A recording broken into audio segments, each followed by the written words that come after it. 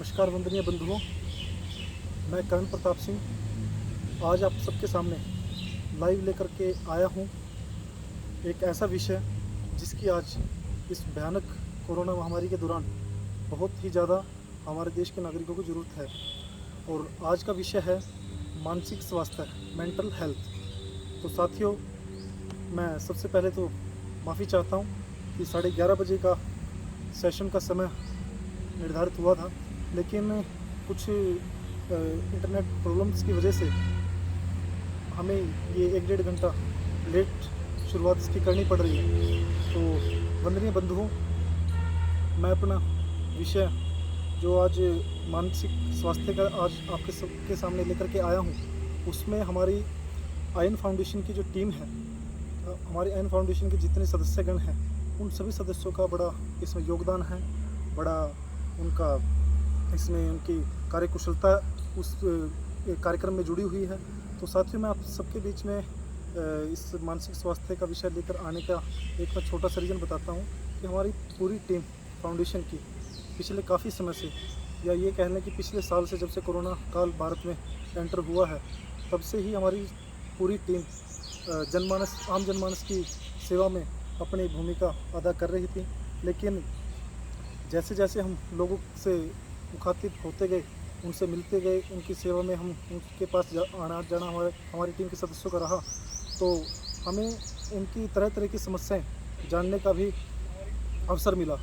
जैसे अभी कुछ दिनों पहले हमारी टीम किसी एक परिवार में गई, तो वहाँ पे उस परिवार के अंदर उनके बेटे की बहू ने फांसी का फंदा लगा करके अपनी जान ली। और कुछ ऐसे परिवारों में जाना हुआ जहाँ पे कई लोगों ने अपनी जान लेने की कोशिश करी पिछले कुछ समय में। साथियों, इस कोरोना महामारी के दौरान हमारा इकलौता देश भारत ही नहीं बल्कि विश्व के सभी देश इससे भयभीत हैं, इसमें संलिप्त हैं। तो ऐसे में साथियों, ये पूरे विश्व की विश्वविख्यात बीमारी का यह आज ये रूप धारण कर चुकी है। और जब से कोरोना की सेकेंड वेव आई है, तब से स्थिति और ज़्यादा भयानक होती चली गई। और हम शुक्रगुजार हैं सरकार के उन सजग प्रयासों के, जिन्होंने समय रहते स्थिति को कोरोना की सेकेंड वेव पे भी धीरे धीरे काबू पाने की कोशिश करी। और शुक्रगुजार हैं हम आप सबका कि जिन्होंने सरकार की कोरोना की जितनी भी गाइडलाइंस थी, उनको आपने प्रॉपर फॉलो किया, मास्क सैनिटाइजर का आपने इस्तेमाल किया और अपने आप को ज़रूरत के मुताबिक बाहर आना जाना आपने रखा। तो ऐसे में अगर हम स्थिति की बात करें कोरोना महामारी की, तो जब लॉकडाउन लगा, तो लॉकडाउन की वजह से जाहिर सी बात है कि हमारे पूरे देश के अंदर कहीं 15 दिन का लॉकडाउन है, किसी राज्य में, किसी में हफ्ते भर का है, किसी में 10 दिन का है। एक अलग अलग टाइम पीरियड में वो लॉकडाउन पूरे देश भर में जारी है। तो ऐसे में आप समझदार हैं, आप समझते हैं कि जब लॉकडाउन लगता है तो जाहिर सी बात है कि बेरोजगारी की स्थिति भी उत्पन्न होती है। इसमें सरकार कुछ जानबूझ के नहीं कर रही, आप जानबूझ करके नहीं करते कुछ, हम जानबूझ के नहीं करे कुछ। तो ऐसे में अगर हम देखें तो बेरोजगारी की स्थिति के अंदर अगर देखें तो जो छोटे दुकानदार हैं, जैसे चाय बनाने वाला है, रेडी चला करके घर घर जा करके सब्जी बेचने वाला है, नाई का काम करने वाले हैं, पेंचर लगाने वाले हैं, और जितने भी छोटे दुकानदार हैं, चाहे बड़े बिजनेसमैन हैं, वो सब इसके अंदर इंक्लूड हैं, जो इस कोरोना महामारी के दौरान जो लगा लॉकडाउन है उससे सब कहीं ना कहीं प्रभावित हुए हैं। तो ऐसे में लाजमी है मानसिक तौर पे मानसिक दबाव में आना, क्योंकि पेट भरने के लिए पैसे कमाने ज़रूरी हैं। और ऐसी स्थिति में अगर आदमी कमाएगा नहीं तो एक गरीब आदमी अपने बच्चों का पेट कैसे भरेगा। तो ये प्रश्न सबसे बड़ा खड़ा होता है कि अब आज की इस महामारी के दौरान हम सब अपने शारीरिक संतुलन को बनाने की कोशिश में तो लगे हुए हैं, लेकिन जो मानसिक संतुलन है उसकी अगर हम बात करें तो कहीं ना कहीं लोग उससे आज के समय में भी अछूते हैं। क्योंकि मानसिक संतुलन की जब बात आती है तो लोग उसको सीधा सीधा पागलपन से जोड़ करके देखने की कोशिश करते हैं। तो आगे मैं आपके बीच में इस विषय पे ज़्यादा ना बोलते हुए, मैंने पिछले अपनी टीम से चर्चा करके पिछले कुछ दिनों में एक कार्यक्रम की योजना बनाई। वो कार्यक्रम हमने आज लाइव सेशन के रूप में आपके सामने लेकर के आए हैं, और आगे भी हम समय समय पे कुछ समय के अंतराल में आपके बीच में लाइव सेशन लेकर के आते रहेंगे। और आपकी जो मानसिक जो समस्याएं हैं, जिनसे आप जूझ रहे हैं, जिनसे आप गुजर रहे हैं, उन सभी समस्याओं के हम अपनी फाउंडेशन की तरफ से हमारे साथ कुछ इंटरनेशनल साइकोलॉजिस्ट जुड़े हुए हैं, उनके द्वारा हम आपकी बातों के जवाब भी देंगे और उनसे आपके इलाज की हम आशा उम्मीद भी करते हैं कि वो आपकी बातों के जवाब दे करके आपकी बातों पे खरा उतरने का काम करेंगे।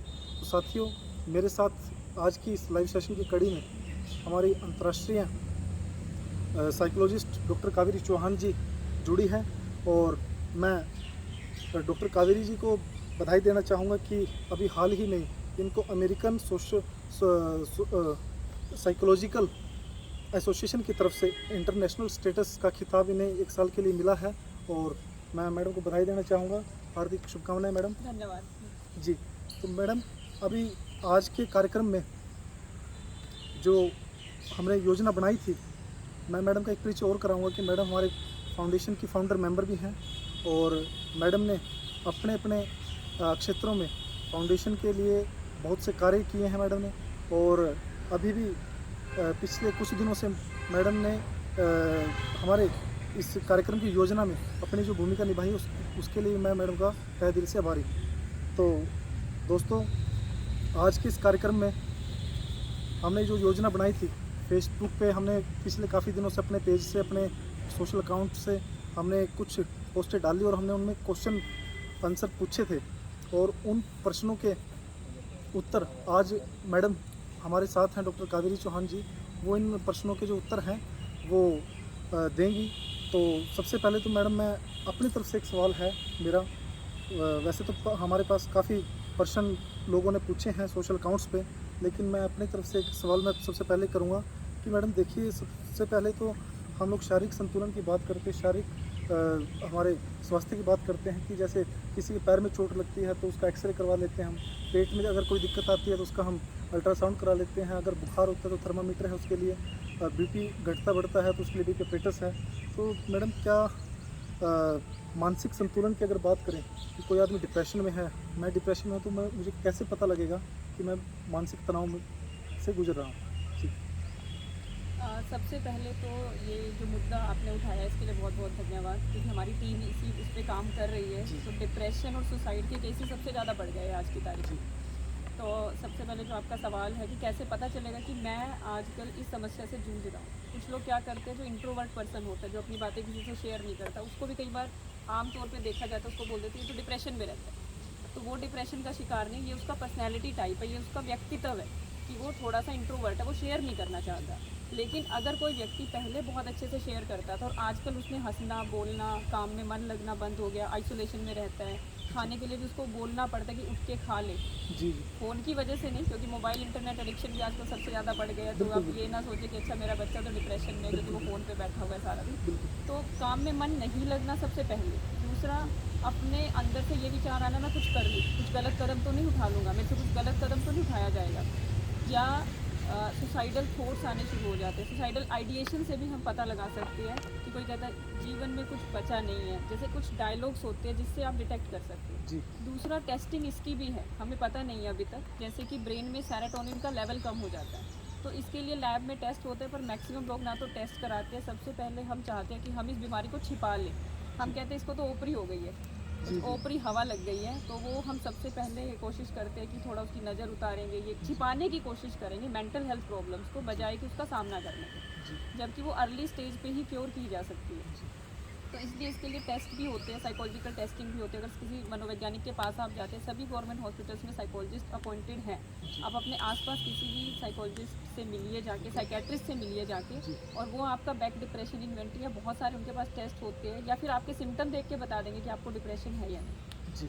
कावेरी जी, मैं एक छोटी सी बात और इसमें पूछना चाहूँगा आपसे कि मेंटल हेल्थ की जब बात करते हैं तो उसको लोग सीधा सीधा पागलपंथी से जोड़ के देखना शुरू कर देते हैं, और कहीं ना कहीं जो जितने भी हमारे साइकोलॉजिस्ट हैं उनको हमारे समाज के लोग डॉक्टर मानना ही पसंद नहीं करते। बिल्कुल, ये सही बात है, क्योंकि ये एक स्टिग्मा है, मेंटल हेल्थ स्टिग्मा। हमने एक कैंपेन पहले भी चलाया था दिल्ली के बहुत सारे हॉस्पिटल्स के साथ मिलकर, तो वहाँ पर ये था, चुप्पी तोड़ो, शेयर करो। आपने भी बात की थी थोड़ी देर पहले कि शेयर कीजिए, तो शेयर करना सबसे ज़्यादा जरूरी है। चुप्पी नहीं तोड़ेंगे तो पता कैसे चलेगा? हम चुप्पी ही नहीं तोड़ना चाहते जी। और चुप्पी तोड़ो और मेंटल हेल्थ से नाता जोड़ो। तो मैम, सवालात की कड़ी में आगे बढ़ते हैं, और कुछ सवाल आए हैं हमारे पास, और उनमें से मैं कुछ कॉमन जो क्वेश्चंस थे वो हमने आज अपने इस प्रोफोर्मा पे उठा करके मैं लेकर के आया हूँ। तो सबसे पहले अश्वनी जी का सवाल है कि कोरोना महामारी के दौरान मानसिक स्वास्थ्य पर कोई संस्था कुछ खास कर नहीं रही। सबसे पहले तो इस कार्य के लिए साधुवाद। मैं अश्विनी जी को धन्यवाद करता हूं कि उन्होंने हमारी इस मुहिम को अप्रिशिएट किया। दूसरा, मेरा एक मानसिक समस्या को लेकर प्रश्न है कि मैंने अभी तक काफ़ी ऐसे केस देखे हैं जिनमें कि लोग कोविड पॉजिटिव आते हैं, जैसे हार मान गए हों, कुछ ऐसी तरह की बातें करने की, मैं नहीं बचूंगा, मेरे पीछे मेरे परिवार का क्या होगा, मैं मरने वाला हूँ। उन लोगों की सच में कुछ दिनों में मृत्यु हो गई। क्या कोरोना वायरस डिप्रेशन की स्थिति में शरीर को ज़्यादा नुकसान पहुँचाने लगता है? बिल्कुल, अगर हम अपनी होप छोड़ देंगे, हमारे अंदर कुछ पॉजिटिव पाथवेज होती है जो हमें पॉजिटिविटी देती है, और जी। उसके साथ हमारी जो इम्यूनिटी है वो भी बढ़ती है। इम्यून सिस्टम और मेंटल हेल्थ पे आप बहुत सारी रिसर्चेज पढ़ सकते हैं। कुछ लोग ऐसा बोल देते हैं कि नहीं इम्यूनिटी का और स्ट्रेस का किसी को नहीं पता क्या इसमें रिलेशन है। बिल्कुल रिसर्चेज हुई है, प्रॉपर बायोलॉजिकल रिसर्चेज हुई है कि इम्यूनिटी और हेल्थ दोनों में, मेंटल हेल्थ में क्या संबंध है। जब हम अपने आप को पॉजिटिव डायलॉग बोलने लगते हैं तो हमारे अंदर भी एक सेरोटोनिन ही इंक्रीज होता है। आप किसी और केमिकल का नाम मत याद रखिए, सिर्फ सेरोटोनिन याद रख लीजिए, जो डिप्रेशन में कम हो जाता है। तो सेरोटोनिन इंक्रीज होता है जब हम अपने आप को पॉजिटिव डायलॉग, या आप अच्छे लोगों के बीच में रहते हैं तो आप अच्छा महसूस करते हैं। तो आप अपने ही ग्रुप में देखिए, कोई डिप्रेशन में जा रहा है इंसान, कोई बहुत नेगेटिव बातें करता है, आपका खुद का भी मन खराब हो जाएगा शाम तक उसकी बातें सुन के। तो ये तो पर्सनल एक्सपीरियंस है जिसको आप खुद ही समझ सकते हैं कि ब्रेन के केमिकल में चेंजेस हो रहे हैं। जी। आगे सवाल की कड़ी मैम जसलीन कौर है अम्बाड़ा से। ये कहती हैं, सर मुझे मेरी रूममेट ने आपके इस कार्यक्रम के बारे में बताया। सर मेरी जॉब कोरोना के कारण चली गई है और मैं आजकल बहुत परेशान चल रही हूँ। लोगों को कोरोना से डर लग रहा है और मुझे ऐसे ख्याल आते रहते हैं कि काश मुझे कोरोना हो जाए। पता नहीं क्यों बहुत डिप्रेस फील कर रही हूँ। रात को नींद नहीं आती, अजीब तरह की चिंता रहती है, जैसे कब तक चलेगा ये सब, कब ख़त्म होगा, और ख़त्म होने के बाद बहुत से बेरोज़गार लोग बाहर निकल आएंगे सड़क पर और नौकरी नहीं मिलेगी। मेरी जॉब कोई और हथिया लेगा। मैम ये सबसे बड़ा सवाल इन्होंने पूछा है कि मेरी जॉब कोई और हथिया लेगा या मुझे नौकरी से निकाल दिया जाएगा। यहाँ पर करण जी, सबसे बड़ी बात ये है जो हमारे व्यक्तित्व के, अब हर इंसान को ये नहीं लग रहा है। जी हर इंसान को नहीं लग रहा है। देखिए, जी ऐसा नहीं है कि ये कुछ लोग हैं, मतलब कुछ कितने, आज की तारीख में अगर अनएम्प्लॉयमेंट बढ़ रही है तो अनसर्टेनिटी भी बढ़ रही है। जी लेकिन हम रेजिलियंस पावर से दूर चले जा रहे हैं, बाउंस बैक नहीं करना चाहते। हमें लगता है कि हमारा फ्यूचर खराब है। जी नेगेटिव डायलॉग दे दिया खुद को, अब वो उसी डायरेक्शन में सोचने लगेगा, काश इससे तो अच्छा मैं मर ही जाता, मुझे कोरोना ही हो जाए। या फिर वो फिर डिप्रेशन है, सुसाइड की तरफ ले जाता है, सुसाइडल थॉट्स की तरफ ले जाता है। मैं हाल ही में किसी की काउंसलिंग कर रही थी, बस नाम नहीं बता सकते जिन्होंने भी काउंसलिंग करवाई थी। तो उन्होंने कहा मैम मैं बहुत अच्छी पोजीशन पे हूँ और मेरे पापा आर्मी से रिटायर्ड है, बहुत अच्छा फैमिली बैकग्राउंड है मेरा, लेकिन जब मेरे ऑफिस में से किसी को भी निकाला जाता है तो मेरे को बहुत ही ज़्यादा धक्का लगता है। मेरी अपनी कैपेबिलिटी बहुत अच्छी है, मुझे नहीं कोई निकालेगा, लेकिन मैं दूसरों के निकाले जाने से भी आहत हूँ। तो ऐसा नहीं है अगर कोई जॉब से निकलेगा सिर्फ वही आहत होगा। हमारे जैसे लोग भी अगर किसी के अनएम्प्लॉयमेंट की बात सुनेंगे, हमें भी लगेगा इसका घर कैसे चलेगा। जैसे आपने पिछले वीडियो में बताया था कि जो सब्जी वाला है, जो रिक्शा वाला है, जो नाई भी है, अगर वो लोग घर पे बैठ गए, जिनसे हम पहले अपने काम कराते थे, आप सोचे नहीं चलो बैठ गए, तो मैं कहती हूँ अगर आप घर पे भी बाल काट रहे हैं तो एक बार जाके 100 रुपये उसको दे आइए। ये छोटी छोटी हेल्प भी एक हैप्पीनेस फैलाने का काम करेगी। ये मुहिम स्टार्ट हुई थी सऊदी अरेबिया में। सरप्राइज टोकन दीजिए आप ज़रूरी नहीं है कि वो आपका काम करे तभी आप सरप्राइज टोकन लेंगे। हमें आदत है कि हम चिप्स का पैकेट तो MRP पे खरीद लेंगे, चाहे उसमें एक आलू लगाओ, लेकिन जब हम सब्जी मंडी जाएंगे तो हमारी आदत है हम उसका भाव कम कराएंगे ही कराएंगे। तो हम उसकी भी मेंटल हेल्थ ख़राब कर रहे हैं, उसको नफरत करवा रहे हैं एग्रीकल्चर से। जी जो इंसान इतनी मेहनत करके धूप में छाँव में खड़े होकर सारा दिन काम करता है, किसान, क्योंकि हमारी मैक्सिमम जो लैंड है वो एग्रीकल्चर लैंड है और उसी की हम रिस्पेक्ट करना नहीं जानते। तो हमें क्या करना है, सरप्राइज टोकन, कभी उसको बिना कहे बोलो कि नहीं आपने मुझे ये अगर केले दिए तो मैं आपको 50 रुपये नहीं 10 रुपये एक्स्ट्रा दे रहा हूँ। मैं कह रही सिर्फ 10 रुपये से शुरुआत कीजिए। तो ये सरप्राइज दे के आप देखिए किसी के चेहरे पे स्माइल आएगी कि किस लिए, तो वो सोचेगा कि अच्छा मेरे को इनाम मिल रहा है, मेरी मेहनत कर रही है। तो ये चीज़ें हम शुरू कर सकते हैं। दूसरा, जो जॉब के लिए अनसर्टेनिटी है, कल ही के न्यूज़पेपर में था कि बहुत सारी जॉब्स खुलने वाली है, तो अनसर्टेनिटी में मत रहिए। ये एक थोड़ा सा टाइम है, थोड़ा पेशेंस रखिए। बिल्कुल पेशेंस की कमी है हमारी जनरेशन में। बिल्कुल। और ये चीज़ कोरोना काल में नहीं, कोरोना से पहले भी होती थी। हमारे पास तो केसेस पहले से आ रहे हैं। तो क्या होता था, बच्चों से फेलियर नहीं सहन होता, 2 नंबर कम आए बच्चा सुसाइड कर रहा है। ये तो आप पुराने केसेस भी निकाल के देख लीजिए। बस अब हाईलाइट थोड़े से ज़्यादा हो जाएंगे। मैम आपने पेशेंस की, बस आई एम सॉरी टू से, पेशेंस की बात आपने की है। सरकार का करोड़ों रुपए बजट लोगों के पेशेंट्स ड्राइविंग के दौरान जो पेशेंट्स रखने के लिए सरकार का करोड़ों रुपए का बजट निकलता है कि दुर्घटना से देर भली, इस तरीके के आपको हर एक नुक्कड़ पे बिल्कुल बिल्कुल। आपको ये इस तरीके के साइन बोर्ड मिलेंगे जी। अब ये दुर्घटना वाला पेशेंस नहीं है, एक Patience- इंसान कहता है कि मैं लेट हो गया ऑफिस सरकार में। को वो साइन बोर्ड लगाना पड़ेगा। एक कोरोना का मैं एग्जांपल आपको जोड़ के बताती हूँ ट्रैफिक से, जैसे आपने इतना अच्छा एग्जांपल दिया कि एक आदमी घर से निकलता है, ऑफिस के लिए लेट हो गया, मीटिंग के लिए लेट हो गया, अब वो लेट है एक्सेप्ट नहीं कर रहा है, वो भागा जा रहा है, वो स्पीड बढ़ा रहा है अपनी अपनी बाइक की, अपनी गाड़ी की स्पीड बढ़ा के वहाँ टाइम पे पहुँचेगा। जी अब उसकी हार्ट बीट तेज हो गई, जी ठीक है, रास्ते में उसने कितने लोगों की जान को रिस्क में डाला, एक्सीडेंट हो सकता था। ऐसे ही हमारे साथ हो रहा है जब हम कोरोना के टाइम पे बिना मास्क के बाहर निकलते हैं। अगर हम सोशल डिस्टेंसिंग का पालन अभी भी नहीं करें तो फिर कैसा लगेगा पब्लिक को। जी तो जैसे ही ये मास्क का नियम है कि इसलिए मास्क लगा रहे कि पुलिस खड़ी है, चालान हो जाएगा, तो वो मेरी जिम्मेवारी नहीं बनती। नैतिक जिम्मेवारी हो तो ये कब की महामारी हमारे कंट्रोल में होती। हमें बीच में लगा कि सब ठीक हो गया है, हम फिर लापरवाह हो गए, फिर सेकंड वेव आने की तो हमने खुद ही तैयारी कर रखी थी। जी बिल्कुल। मैम सवाल की कड़ी में आगे बढ़ते हैं। एक सवाल आया है, ये सच्चाई है कि हम सभी कहीं ना कहीं कोरोना के कारण मानसिक दबाव झेल रहे हैं। कोरोना के कारण व्यापारिक गतिविधियां लगभग चौपट हो चुकी हैं। कृपया अपने टॉक शो में यह जरूर शामिल करें कि क्या कोई योगा या कुछ और ऐसे माध्यम है जिनसे व्यापारी अपना ध्यान अपने काम के नुकसान से हटा सके। ये इनका सुझाव है, सवाल नहीं सर। इस सवाल सुझाव बड़ा अच्छा सुझाव है। बिल्कुल बिल्कुल। क्या होता है जब आप किसी भी इंसान को आप ऑब्जर्व कीजिए या खुद को ऑब्जर्व, सेल्फ ऑब्जर्वेशन टेक्निक बता देती हूँ, आप अपने आप को ऑब्जर्व कीजिए कि 24 घंटे में आप कितनी देर बैठे रहते हैं, फ़ोन पे बैठे रहते हैं, न्यूज़ चैनल के सामने बैठे रहते हैं जहाँ पर नेगेटिव न्यूज़ आ रही है, और कितना समय आप चलते फिरते रहते हैं और आराम करते हैं। हमारे साथ क्या हो गया है, मतलब जो भी मैक्सिमम लोग हैं, जब वो लेटते हैं रात को तो कहते हैं नींद नहीं आती, और फिर पूरा दिन वो बैठे रहते हैं। तो जब तक फिजिकल मतलब आप कम से कम हिल डुल तो सकते हैं, चल फिर तो सकते हैं अपने ही घर में। हमें लगता है हम सोफे पे बैठे, हमें पानी का गिलास भी दे दो, हम तो टेंशन में हैं, हम व्यापारी हैं, हमारा बिजनेस चौपट हो गया, हम बड़े स्ट्रेस में हैं। तो आप बैठिए मत, आप चलिए, बैठना थोड़ा कम करके चलेंगे फिरेंगे तो फिर माइंड में भी क्या होगा ना, ब्लड सर्कुलेशन होगा बॉडी में, तो माइंड भी हील होगा।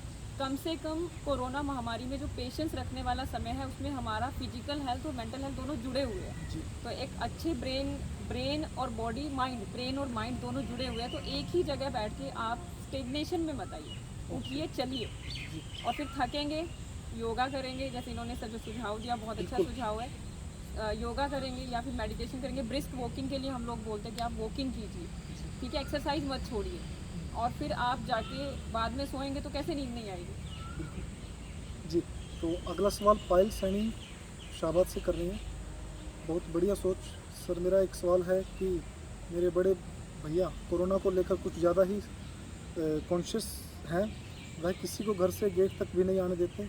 अगर सब्जी या फल बेचने वाले से कुछ खरीदते हैं तो वह उसको ग्लव्स पहनकर क्लोरीन से बाहर ही धोते हैं, और सब्जी या फल घर के अंदर आने नहीं देते, और पूरा दिन बाहर ही वो सूखते रहते हैं। वो बार बार हाथ सैनिटाइज करते हैं, और इतना करते हैं कि उनकी त्वचा पर सफ़ेद धब्बे पड़ गए हैं। चर्म रोग के कारण चर्म रोग की स्थिति उन्होंने उत्पन्न की है। हम सब बहुत परेशान हैं। कोरोना के कारण सावधानी जरूरी है, परंतु यह सावधानी अब हद पार कर गई है।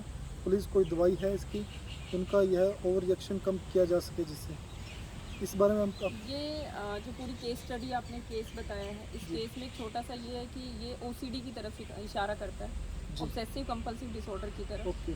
OCD भी फर्स्ट स्टेज पे ही है, होने के चांसेस है फ्यूचर में। अगर ये स्थिति इन्होंने कंट्रोल नहीं किया, किसी अच्छे डॉक्टर से टाइमली नहीं मिले, तो आगे प्रॉब्लम ज़्यादा हो सकती है। जी और इस इंसान को डेथ एंग्जाइटी है कि मुझे कोरोना हुआ और मैं गया।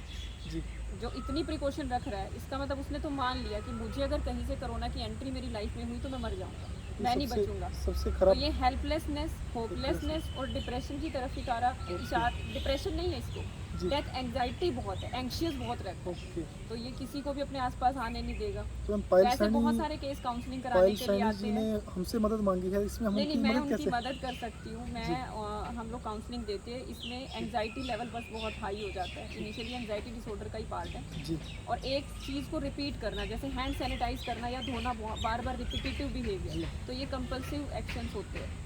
और जो ऑब्सेशन है थॉट्स के साथ, बार बार सोचना मुझे कोरोना तो नहीं हो जाएगा, कोरोना तो नहीं हो जाएगा, ऑब्सेशन चल रहा है, कंपल्शन में वो हाथ धोने की प्रॉब्लम उसकी बढ़ गई है, तो ये एक डिसऑर्डर का पार्ट ले लेता है। पर ये ऐसा नहीं है कि इनक्योरेबल है, ये कोरोना की स्थिति में बहुत सारे लोगों को हुआ है। जी। तो मैं अपने जितने भी सोशल प्लेटफॉर्म पे जितने भी सवाल आए थे अभी तक, उन सब से मैं अनुरोध करता हूँ कि आप प्लीज़ मैडम की जिसको भी अपने आप को जो भी कोई भी अपने आप को हेल्पलेस महसूस कर रहा है, तो कृपया करके हमारे international psychologist doctor Kaveri Chauhan ji हैं, आप उनसे उनके सोशल मीडिया प्लेटफॉर्म पे भी आप उनसे सवाल कर सकते हैं।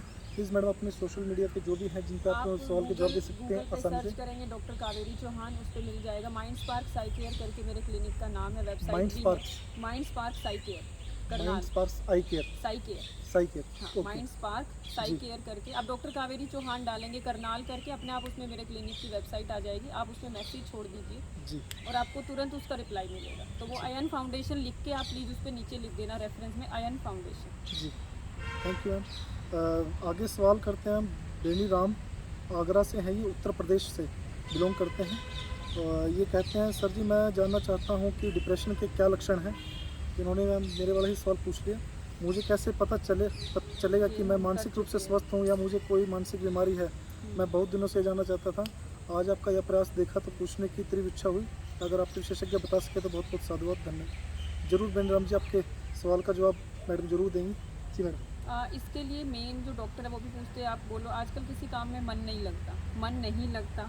जी। लेकिन कुछ लोग एग्रेशन को भी डिप्रेशन बता देते हैं कि जी। गुस्सा बहुत आता है। अगर गुस्सा बहुत आता है तो आप अपनी डाइट ठीक कीजिए, पौष्टिक आहार लीजिए, संतुलित आहार लीजिए, लेकिन उसको डिप्रेशन का नाम मत दीजिए। काम में मन नहीं लगना, उठने का मन नहीं करना, किसी से बात करने का मन नहीं करता, सोशल इंटरेक्शन जीरो करने का मन करता है। कि अगर कोई कहता है कि घर से बाहर जाके सामान भी ले आओ तो बड़ा जोर पड़ता है कि मुझे मत बोलो, मुझे अकेला छोड़ दो, अकेला रहने का मन करता है। तो ये सबसे मेन लक्षण है डिप्रेशन के, जिससे आप बड़ी जल्दी इसको तो डिटेक्ट खान कर पान सकते का मैम कहीं ना कहीं मानसिक संतुलन के ऊपर असर रहता है। हैं। बिल्कुल बिल्कुल। डिप्रेशन में नींद बहुत आती है, ये बहुत कम लोगों को पता होगा। इसके माध्यम से मैं बताना चाहती हूँ कि डिप्रेशन में नींद बहुत ज़्यादा आती है। जी हम लोग कहते हैं ना नींद उड़ गई, किसी कारण से उड़ी है तब तक नहीं, लेकिन वो लेटा ही रहता है इंसान। और नींद ज़्यादा आने का मतलब है वो रियलिटी को डिनाई कर रहा है, वो जी। एक्सेप्ट नहीं करना चाहता अपनी लाइफ की रियलिटी को। तो हम खान पान में किस तरीके के बदलाव उन्हें करने चाहिए। खान पान में बदलाव के लिए तो ये है कि आप मॉर्निंग में सबसे पहले तो ऑक्सीजन का लेवल, जो आपको कोरोना के साथ साथ डिप्रेशन की भी एक तरह की दवाई है कि ब्रेन में ऑक्सीजन जाएगी तो सही पॉजिटिव थिंकिंग आएगी, वरना नहीं आएगी। जी तो ऑक्सीजन का तो अभी पता ही चल रहा है कि सबसे पहले पानी ज़्यादा से ज़्यादा पिए। पानी टारगेट करके रखें कि मैंने ये लीटर पानी की बोतल मैंने ख़त्म करनी है। अदरवाइज़ क्या होता है, हमें फीलिंग आती रहती है नहीं मैं तो बहुत पानी पीता हूँ, जी फीलिंग आती है पर पीते नहीं है, और फिर कह देते हैं कि नहीं हमें तो ऑक्सीजन की आपूर्ति पूरी है। दूसरा ये है कि हरी सब्जियां सबसे ज़्यादा खाएं, सलाद खाएं, नींबू पानी पिए। नींबू पानी में चीनी नमक दोनों ही चीज़ें डालने की कोई ज़रूरत नहीं है। आधा नींबू निचोड़ के खाली प्लेन पानी पी लीजिए। हम सोचते हैं कि नहीं पहले प्रॉपर पानी नींबू पानी बनेगा फिर हम पिएंगे, नहीं, तो वो हैबिट में डालना है। नारियल पानी भी कुछ लोग मैंने देखा कि ऑब्सेस हो गए हैं बहुत ज़्यादा पीने के, उसमें पोटेशियम ज़्यादा होता है, उसकी वजह से हमारी मेमोरी और पोटेशियम लेवल हाई होने से थोड़ा सा डिलीरियम, थोड़ा सा ये आता है, कन्फ्यूजन की स्टेट आती है। जी थोड़ा ध्यान रखना है कि 2 नारियल हफ्ते में 2 नारियल बहुत जी। है नॉर्मल इंसान के लिए। हाँ अगर डेंगू वगैरह प्लेटलेट डाउन होते हैं तब ज़्यादा बताते हैं डॉक्टर, वो डॉक्टर की सलाह से। सिर्फ ऑब्सेशन नहीं है कि मार्केट में जाके बस जा रहे हैं तो रोज़ ही नारियल पानी पी रहे हैं। जी। तो मिक्स फ्रूट, हर तरह के फ्रूट जो भी सीजनल फ्रूट है वो खाएं। तो इतना ध्यान रखें, और थोड़ा सा नॉन वेज से परहेज़ करना ज़रूरी है इस चीज़ में। हो सकता है कुछ लोगों को लगे कि मैडम बंद करने को बोलिए, क्योंकि मैंने 1-2 पेशेंट्स पे रिसर्च करी है, जैसे उन्होंने नॉनवेज खाना शुरू किया अपनी मेंटल हेल्थ प्रॉब्लम्स की दवाइयों के साथ, उनकी प्रॉब्लम्स बढ़ गई, जबकि वो दवाइयाँ छोड़ने की स्टेज पे थे। जी तो मैंने उनको कहा कि आप प्रोटीन इंटेक कम कर दो, जी एंड दे आर हैप्पी, क्योंकि जी। बॉडी में थोड़ा सा ऑक्सीजन लेवल बढ़ेगा तभी तो कुछ उनको हेल्प मिलेगी। तो हीलिंग पावर हमारे आहार में भी है। ओके चलिए हम आगे। प्रीति गौड़ कुरुक्षेत्र से सवाल पूछ रही हैं, कोरोना के कारण मेरी जॉब चली गई, हमारे घर के हालात पहले ही ठीक नहीं थे और ऊपर से यह कोरोना आ गया। मेरे हर समय रोने का मन करता रहता है और मैं कमरे में अकेले बैठकर रोती भी बहुत हूँ। मन में अजीब तरह के ख्याल आते हैं, जैसे खुद को ख़त्म कर लूँ। मुझे पता है कि मैं डिप्रेशन में चली गई हूँ, परंतु मुझे इसका कोई समाधान भी नहीं दिखाई देता। क्या करूँ कुछ समझ में नहीं आता। अगर मुझे कुछ हो गया तो मेरी मम्मी तो वैसे ही मर जाएगी। ये एग्जाम्पल है अपने साथ स्ट्रगल करने का, खुददार लोगों का। और ये सवाल मेरे ख्याल से बहुत सारे लोगों का होगा, ये अकेले एक लड़की नहीं है। ऐसे पूछने हमारे वाले पास बहुत से सवाल आए थे, हाँ जी, बहुत सवाल आए थे, उनका हमने कॉमन क्वेश्चन है, इसमें कॉमन क्वेश्चन उठाए सर। तो ये सवाल है, ये बड़ा ही मतलब कि रेलेवेंट सवाल है इस टाइम पे।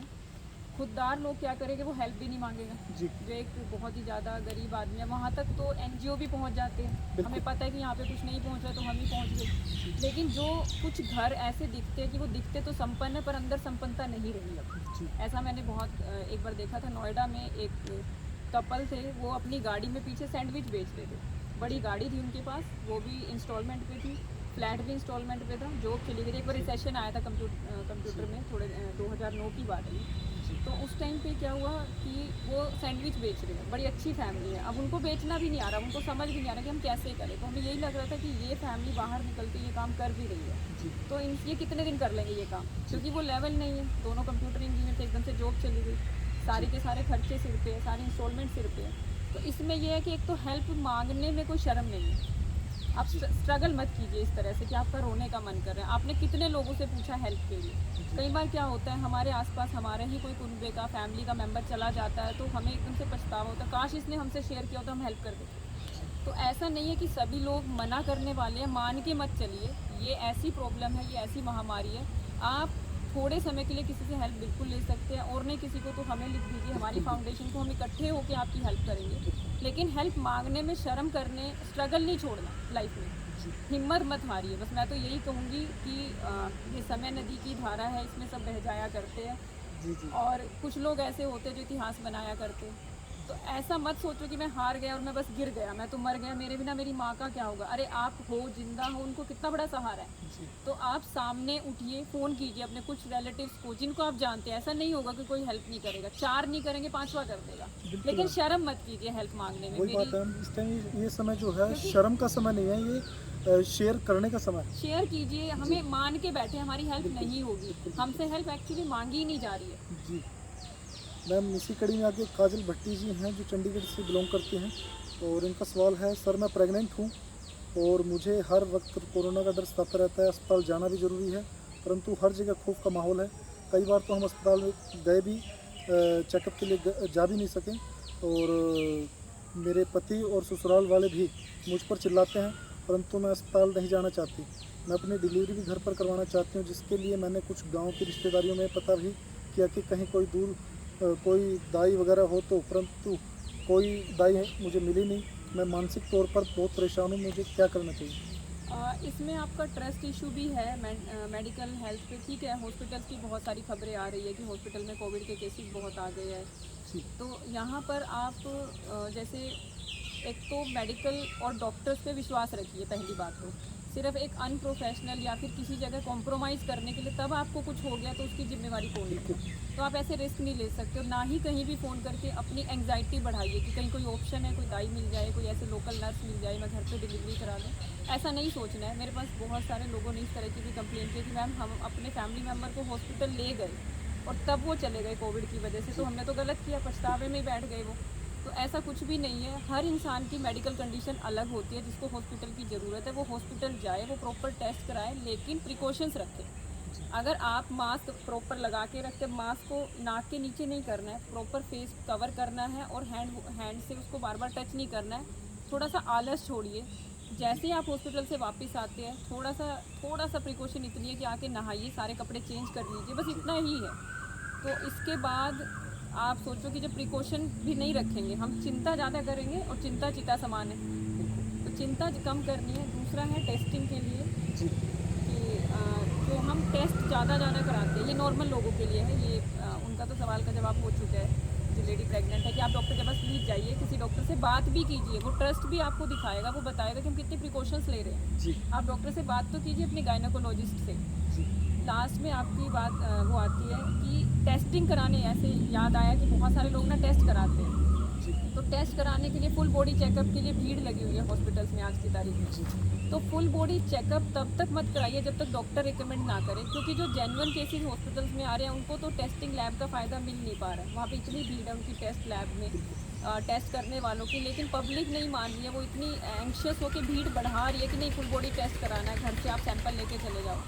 तो ये चीज़ तब तक मत कीजिए जब तक डॉक्टर आपको रिकमेंड ना करें। प्रिकॉशनरी मेजर्स के रूप का टाइम अभी नहीं है, अभी है अपने लिए अपनी हेल्थ का ख्याल रखें, अपनी मेंटल हेल्थ का ख्याल रखें और थोड़ा सेल्फ कंट्रोल भी करें कि जब कोई सिम्टम होंगे तब आप टेस्ट कराने के बारे में सोचो, बिना सिम्टम के टेस्ट कराने का कोई सेंस नहीं बनता। जी तो इससे क्या होगा, मेडिकल जो सिस्टम फेल होता है किसी भी कंट्री का, ये तभी फेल होता है जब हम एंग्जाइटी में जाके फटाफट भीड़ बढ़ा देते हैं, मेरे भी टेस्ट करो, मेरे भी टेस्ट करो। अब एक जगह एक आदमी बीमार हुआ, उसका टेस्ट करना है, वहाँ पर 10 आदमी और आ गए, हमारा भी टेस्ट करो। कोई सिम्टम नहीं है पर इसलिए करो क्योंकि हम तो प्रिकॉशन लेना चाहते हैं। तो इस तरह से भीड़ कम करेंगे तो मेडिकल सिस्टम पे दबाव भी कम होगा और फ्रोजरी भी कम होगी, आपको सही रिजल्ट मिलेंगे टेस्ट के। एंड डॉक्टर्स अगर रिकमेंड करता है तो आपकी टेस्ट की रिपोर्ट भी सही आएगी, नहीं तो आप खुद कंफ्यूज हो जाओगे 3 लैब में टेस्ट करा के कि मेरी कौन सी रिपोर्ट सही है। जी तो और धन्यवाद कावेरी जी आपका कि आपने एक जो टेस्ट के ऊपर जो आपने अपना सुझाव दिया, तो आशा करता हूँ कि आप सभी इस सुझाव के बारे में सोच करके आप आगे बढ़ेंगे।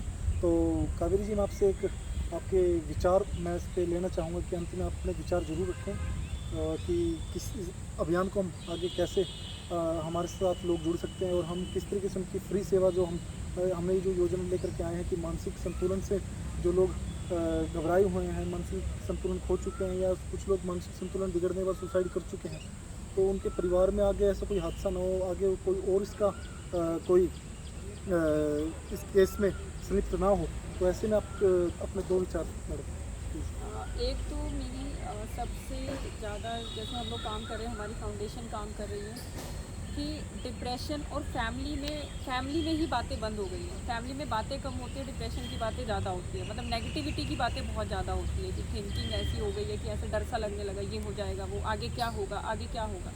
आप बोलना तो शुरू कीजिए कि आगे पॉजिटिव होगा, सब कुछ कंट्रोल होने वाला है। जैसे सेकंड वेव हमने कंट्रोल में लगभग आ ही रही है और जैसे जैसे एफर्ट रहेगा तो ये कंट्रोल में ही रहेगी। पॉजिटिव सोचिए।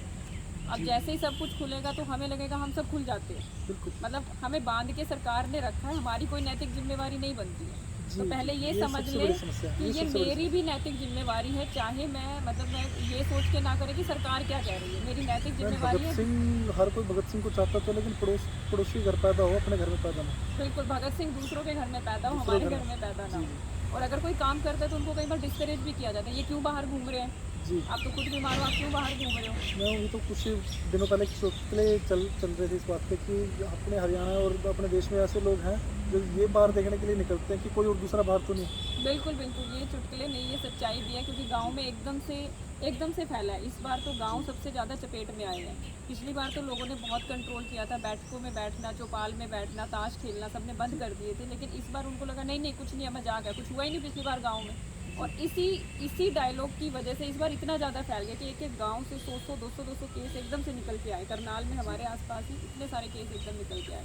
तो वो जो एटीट्यूड है वो चेंज करना है कि हाँ कोरोना को सीरियस लीजिए, पर इतना सीरियस मत लीजिए कि मेंटल हेल्थ सीरियस हो जाए, जी बस इतना ध्यान रखना है। तो मेरा तो यही संदेश है कि अगर डिप्रेशन या आपके आसपास कोई सुसाइडल केस या कोई इस तरह की बातें करता है कि वो परेशान है, तो आप अयन फाउंडेशन में करण प्रताप जी को आप इंस्टाग्राम पे, फेसबुक पे मैसेज लिखिए, मुझे मैसेज मिलेगा, तुरंत मैं रिप्लाई करूँगी, ठीक है। आपको तुरंत उसका समाधान हम लोग लिख के देंगे। क्योंकि अभी एक डॉक्टर थे रिसेंटली, उनका मैंने वीडियो देखा, मेरे को बड़ा अच्छा लगा। उन्होंने ये बोला कि अब आप ओपीडी सिंगल पर्सन की बंद कीजिए। जी डॉक्टर्स को उन्होंने आह्वान किया था कि आप सिंगल पर्सन की ओपीडी बंद करो, इतनी तो पब्लिक है हमारे पास। अब ये जो टॉक शो हुआ ये इसी वजह से हुआ जी कि ये एक योजना ही के क्वेश्चन 50 लोगों के है, तो 50 लोगों को समाधान मिल गया। बिल्कुल ना आपको घर से निकलना पड़ा, ना हमें आप तक पहुंचना पड़ा, बिल्कुल। ना ही हमारी हेल्थ को कोई प्रॉब्लम, ना आपकी हेल्थ को कोई जी। प्रॉब्लम। तो सेफ्टी गाइडलाइन में वो कहते हैं जूम मीटिंग पे आप पेशेंट्स को देखिए। उन्होंने ये बोला कि आप जूम मीटिंग पे मीटिंग क्रिएट करो, 10 पेशेंट इकट्ठे बिठाओ और उनको इकट्ठे बताओ क्या क्या करना है, जी। इकट्ठे प्रिस्क्रिप्शन दो। तो वही चीज़ हम कर रहे हैं।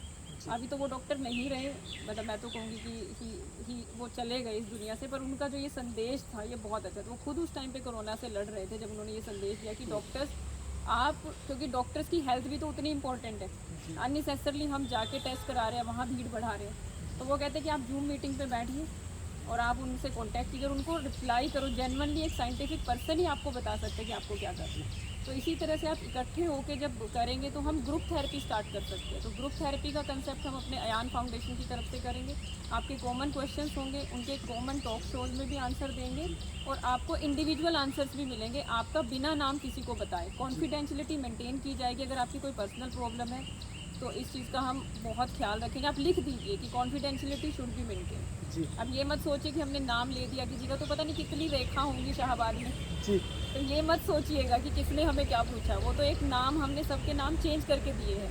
तो ऐसा ना सोचें। तो that is important in psychological counselling की कॉन्फिडेंशियलिटी हम मेंटेन बिल्कुल बिल्कुल, रखेंगे। ये अपनी आप, योजना का हिस्सा है। ये हमारी योजना का हिस्सा है, तो आप बेहिचक होकर हमसे सवाल पूछ सकते हैं। जी तो वंदनीय बंधुओं, मैं अपने कार्यक्रम के इस अंत में दो बातें ज़रूर कहूँगा कि सूखे पेड़ भी हरे भरे हो जाते हैं जब अपनों के साथ अपने खड़े हो जाते हैं। तो साथियों, हमें खास करके हमारे सक्षम युवा को समाज के उस तबके के साथ कदम से कदम मिला करके चलना होगा जो तबका हर रोज़ ताज़ा कमा करके अपने बच्चों का, अपने परिवार का पेट भरने का काम कर रहे थे। उसमें चाहे रिक्शे वाले हैं, रेडी वाले हैं, चाय बनाने वाले हैं, नाई हैं, चाहे मजदूरी करके कमाने वाले हैं, उन सभी का हम सबको अपने अपने तरीके से, अपने अपने सोर्स से उनसे संबंध स्थापित करके, उनकी दिल की इच्छा जान करके, उनकी पारिवारिक माली हालत देख करके उनका साथ देने की आज हमें विशेष तौर पर ज़रूरत है। और साथ ही मैं आप सबके सामने मैं नमन करना चाहूँगा उन सभी कोरोना वॉरियर्स का, चाहे वो डॉक्टर्स हैं, चाहे सीमा पर तैनात हमारे अंतर्राष्ट्रीय सीमा पर तैनात हमारे नौजवान हमारे सैनिक हैं, चाहे पुलिस प्रशासनिक अधिकारी हैं, सफाई कर्मी हैं, इन सभी कोरोना वॉरियर्स को मैं नमन करना चाहता हूं। खास करके उन कोरोना वॉरियर्स को जो अलग अलग सामाजिक संस्थाओं के सदस्य होकर के स्लम एरिया में जाकर के डेली 5-5 हज़ार 2-2 हज़ार लोगों को खाना बना करके वहाँ पे प्रोवाइड करा रहे हैं।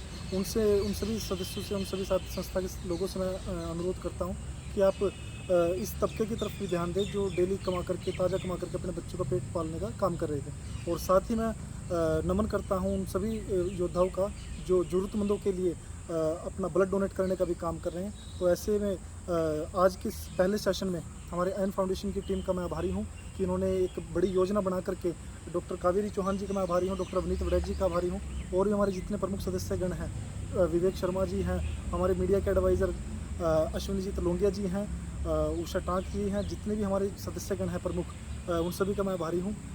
और उन सभी का मैं तहे दिल से शुक्रिया अदा करता हूँ कि उन्होंने दिन रात पब्लिक के बीच में जा कर के इन सभी सवालों को लेकर के आए। और मानसिक संतुलन, मैं कहता हूँ कि शारीरिक संतुलन की बात हमने करी, अभी तक हमने बहुत बार कर ली। और एक विशेष तौर पे एक बात और मैं कहूँगा कि कई बार हम जो एम्प्लॉयज़ लोग हैं जितने हमारे, वो शारीरिक संतुलन गड़बड़ होता है उनका, तो उसी टाइम छुट्टी लेने का वो काम करते हैं, या कई बार वो वैसे भी शारीरिक दिक्कत का बहाना लेकर के वो छुट्टी ले लेते हैं। लेकिन कभी जब मानसिक संतुलन की ऐसी स्थिति आती है कि उनके लड़ाई झगड़े का माहौल बनता है परिवार में, चाहे ऑफिस में, तब वो इस तरीके की चीज़ों को अवॉइड करके अपने काम की तरफ ध्यान देने लगते हैं। तो साथियों, आपने आगे से ऐसा ना करते हुए अपने मानसिक संतुलन और शारीरिक संतुलन को आपस में तालमेल बना करके अपने जीवन शैली को सुधारने का काम करना है।